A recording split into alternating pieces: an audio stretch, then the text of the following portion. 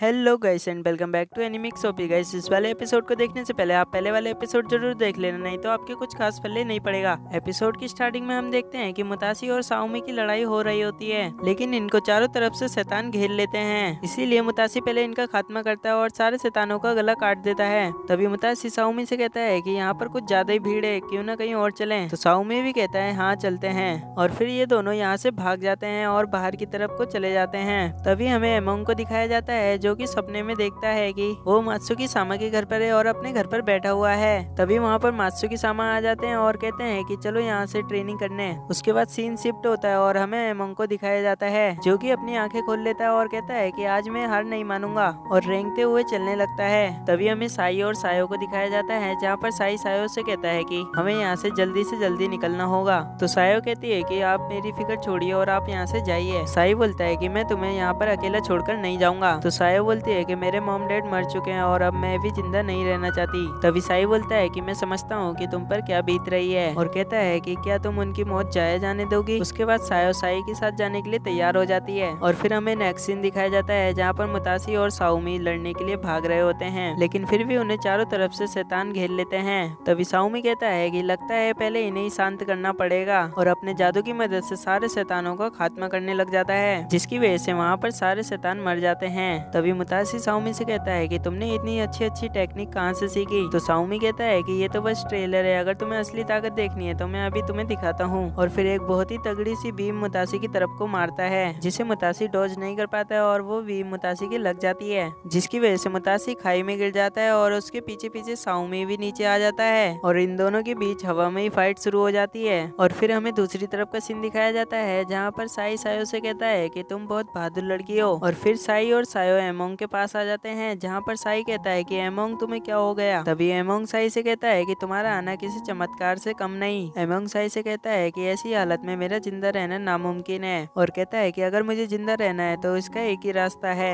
मेरे को कैनमा का रूप लेना पड़ेगा। और कहता है कि इस हालत में मेरे से सारे रिवाज पूरे नहीं किए जाएंगे, इसीलिए मुझे तुम्हारी मदद की जरूरत है। और कहता है कि मुझे बगल वाले कमरे में ले चलो, मैं तुम्हें सब समझा दूंगा। और कहता है कि मैं जो दुनिया बनाने वाला हूँ उसमें सबसे बड़ा पद मैं तुम्हें दे दूंगा अगर तुम मुझे यहाँ से वहाँ लेके जाओगे तो, और उसके बाद तुम अपनी पूरी जिंदगी अच्छे से बिता पाओगे। तभी वहाँ पर सायो आ जाती है और साई से कहती है कि ऐसा कुछ भी मत करना। सबको मार देने के बाद ये एमोंग जिंदा बचना चाहता है और खुद को समुराई कहता है। क्या कोई समुराई ऐसा करता है? तभी एमोंग कहता है कि साई अब ज्यादा वक्त नहीं है, मुझे उठाओ और दूसरे कमरे में ले जाओ। साई एमोंग से कहता है कि आप मेरे बड़े भाई जैसे हैं, और उसे अपनी गोद में उठा लेता है और कहता है कि मैं आपकी मदद जरूर करूंगा। और फिर हमें दूसरी तरफ का सीन दिखाया जाता है जहाँ पर मुतासी और साओमी की फाइट हो रही होती है, जहाँ पर साओमी मुतासी पर बहुत ज्यादा भारी पड़ रहा होता है, इसीलिए मुतासी कोपलेट की मदद से ओनी का रूप ले लेता है। और फिर हमें दूसरी तरफ का सीन दिखाया जाता है जहाँ पर साई एमोंग को उठाकर ले जा रहा होता है। सायो साई से बोलती है कि साई ये तुम क्या कर रहे हो, ऐसा मत करो, लेकिन साई नहीं रुकता है और एमोंग को दूसरे वाले कमरे में लाकर लेटा देता है, और फिर एमोंग का गला दबाकर उसे मार देता है। और एमोंग से कहता है कि अब तक मैंने आपसे जो भी कुछ भी कहा था वो सब झूठ था,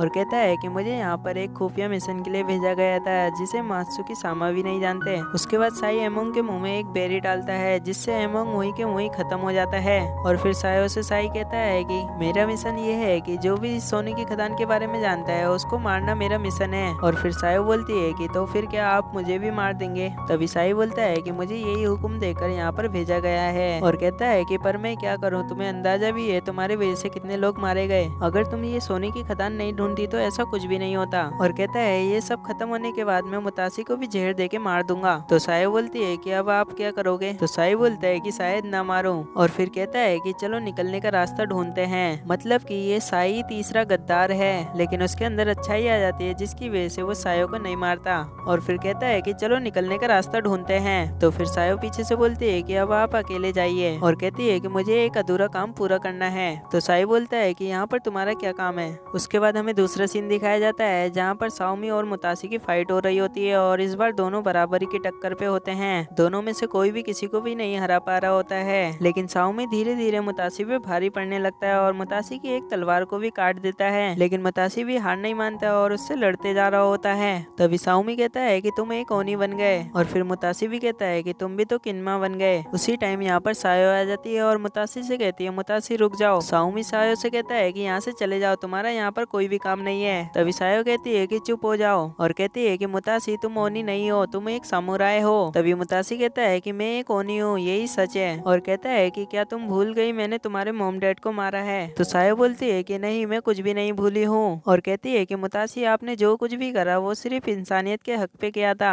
आपकी इंसानियत की वजह से मेरे मॉम डैड को इंसानियत की मौत मिली। और कहती है कि मुतासी मुझे आपसे बस यही कहना था। ये सुनने के बाद मुतासी अपने असली रूप में आ जाता है। तभी साउमी कहता है कि इसका मतलब तुम ऐसे ही हार मान गए। तभी मुतासी साउमी से कहता है कि मुझे माफ करना, मैं इस दुनिया में अभी तक काफी वक्त बिता चुका हूँ। और कहता है कि लेकिन फिक्र मत करो, मैं जंग छोड़कर नहीं जा रहा। और फिर मुतासी कॉपलेट को भी निकाल देता है। और फिर हमें काइजन की सोल को दिखाया जाता है जो कि मुतासी से कहता है कि कॉपलेट को बॉक्स में रखो। तभी मुतासी सायो से कहता है कि तुम उस गुफा से जाकर निकल जाओ। और फिर सायो यहाँ से चले जाती है। उसके बाद मुतासी और साउमी में फाइट शुरू होने लगती है। और फिर इससे आगे का सीन हमें नहीं दिखाया जाता है। और फिर सीन शिफ्ट होता है जहाँ पर हमें सायो को दिखाया जाता है जो कि एक घर में आती है। सायो कहती है कि मैं यहाँ पर रहना चाहती हूँ। तो सामने से आंटी कहती है कि अगर तुम्हें यहाँ रहना है तो तुम्हें पैसे देने होंगे। तभी सायो उन आंटी को एक गोल्ड का टुकड़ा दे देती है। और फिर आंटी कहती है कि स्वागत है आपका इस घर में, यानी कि सायो को रहने के लिए जगह मिल चुकी थी। और फिर सीन शिफ्ट होता है और हमें काइजन के मास्टर को दिखाया जाता है। तभी वहाँ पर मास्टर को कॉपलेट पड़ा हुआ मिलता है। काइजन के मास्टर जब कॉपलेट को उठाते हैं तो कहते हैं कि ये पहले से बहुत ज्यादा भारी हो चुका है। और इसी के साथ ये सीरीज यहीं पे खत्म हो जाती है। तो गाइस वीडियो जरा सी भी अच्छी लगी हो तो वीडियो को एक लाइक और चैनल को सब्सक्राइब कर देना, क्योंकि वीडियो बनाने में बहुत ज्यादा मेहनत लगती है।